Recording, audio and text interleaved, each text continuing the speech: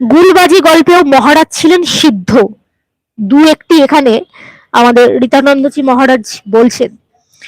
মনে পড়েছে সাধু ব্রহ্মচারীদের প্রণামের পর একদিন শিকার সম্বন্ধে বাঘের কথা হচ্ছে। জনৈক মহারাজের সঙ্গে কথোপকথন। মহারাজ, এক শিকারী এক গুলিতে দুটো বাঘ মারল।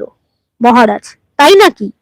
তোমার শিকারীর তো তবু একটা গুলি খরচ হলো, আমার শিকারীর কিন্তু একটা গুলিও খরচ করেনি, তবু বাঘ পড়ল।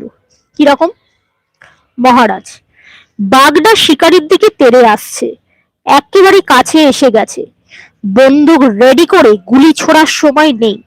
আমার শিকারী করলো কি, সঙ্গে সঙ্গে পকেট থেকে গান লাইসেন্সটা বার করে বাঘের সামনে ধরতেই বাঘটা ভয় একেবারে হার্ট ফেল করলো। আরেকদিন আমার শিকারী বন্দুকে গুলি ভরতেই ভুলে গেছিল।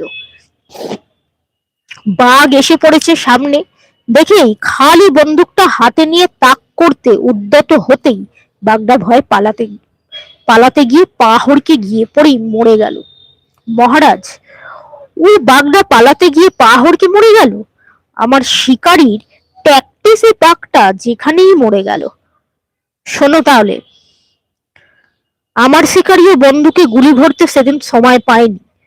অতর্কিতে বাঘ সামনে এসে গেছে, সঙ্গে সঙ্গে শিকারী বলে উঠল, এই তুই না রয়্যাল বেঙ্গল টাইগার, তুই ন্যাংটা?